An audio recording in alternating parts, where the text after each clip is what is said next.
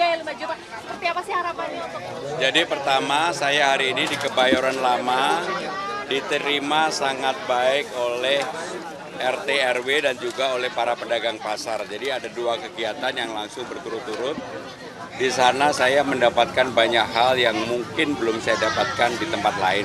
Salah satunya adalah permintaan untuk pencegahan tawuran. Kan itu ada di program CCTV yang kita lakukan, termasuk nanti fasilitas publiknya juga kita berikan. Yang kedua adalah di sini rupanya banyak sekali yang orang-orang yang melawan arus lalu lintas. Dan saya akan pelajari, saya akan tertibkan untuk itu. Dan yang tidak kalah pentingnya adalah para pedagang pasar tadi, mereka mengeluhkan sekarang ini omsetnya turun.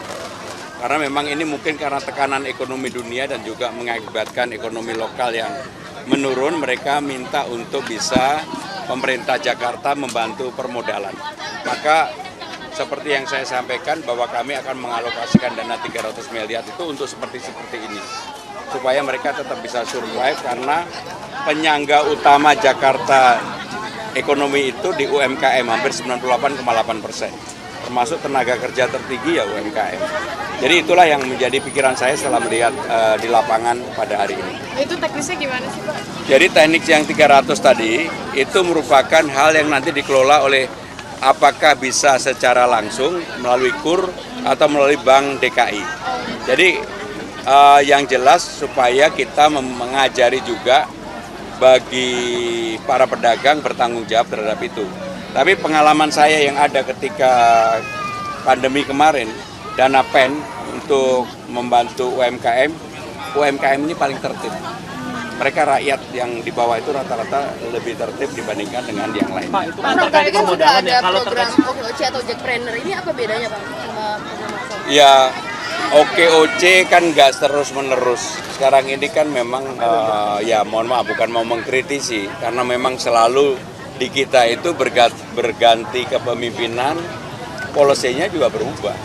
Termasuk Jackpreneur walaupun sudah jalan, tetapi dibandingkan misalnya lah, terhadap Jaki pun kalah kan gitu. Sehingga dengan demikian saya yang sudah baik kita teruskan, yang kurang baik kita perbaiki. Itu aja kalau saya. Mas tadi terkait yang rencana warga tawuran itu menjadi pantau CCTV, setelah nanti mereka yang terlibat tawuran terpantau CCTV, penanganan selanjutnya? Ya, pertama pasti dilakukan edukasi bagi siapapun yang melakukan itu.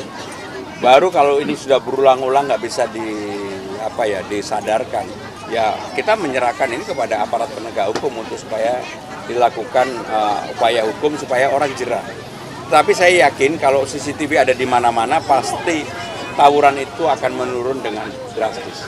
Mas Pram, dikit soal sarapan gratis, itu rencananya seperti apa? Memang teknis. Jadi sekarang ini sebenarnya di dana APBD Jakarta sudah ada alokasinya. Jadi bukan hal yang sesuatu yang terlalu baru, ada alokasinya. Hanya memang program ini akan disinergikan dengan program makan siang dari pemerintah pusat. Padahal ini adalah 2 hal yang berbeda. Maka kami mengusulkan untuk sarapan pagi gratis. Dananya dari mana? Dananya alokasi sudah ada. Bahkan kalau saya misalnya dilantik tahun 2025, sudah ada dananya. Maka program ini pasti bisa jalan.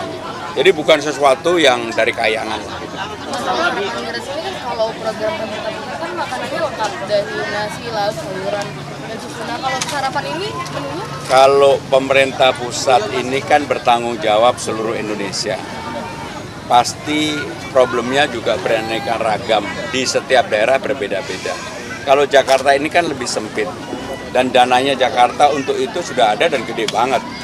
Maka kalau saya yakin pasti berjalan, dan menunya ya akan kita ganti setiap waktu, yang penting sehat, bahwa kemudian akan ada menu tetap nasi uduk ya kita lakukan. Berarti satu anak bisa dapat sarapan dan makan siang? Oh iya, seporsi berapa Pak? Kami kaji lah, tetapi yang jelas angkanya pasti nggak berbeda dengan untuk makan siang. 15.000. Makan gratis ini setiap Ya tiap hari, tiap sekolah buka, seperti program makan.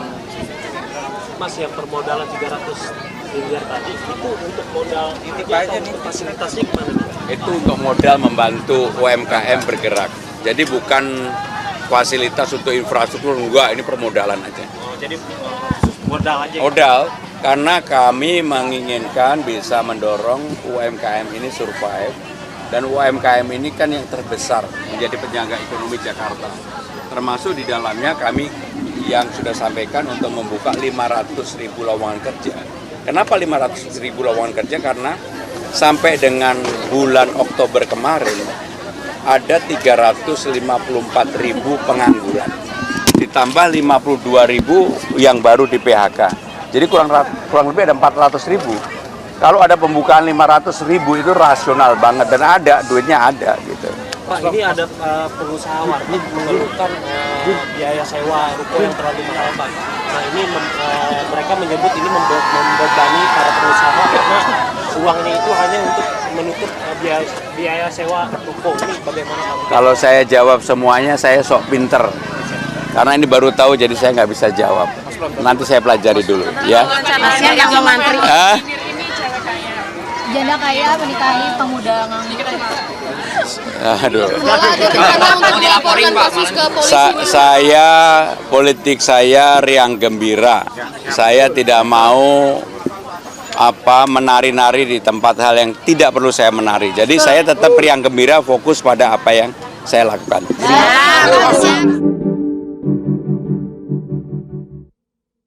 Saat menangkap, mengumpulkan, dan mengolah peristiwa, secara paksa oleh penyidik. kami kerahkan upaya terbaik. Ketika menyampaikan berita serta informasi, kami tak sekadar menyapa. Ada referensi, aspirasi, juga inspirasi yang menjadi misi. Sapa Indonesia di Kompas TV. Independen, terpercaya.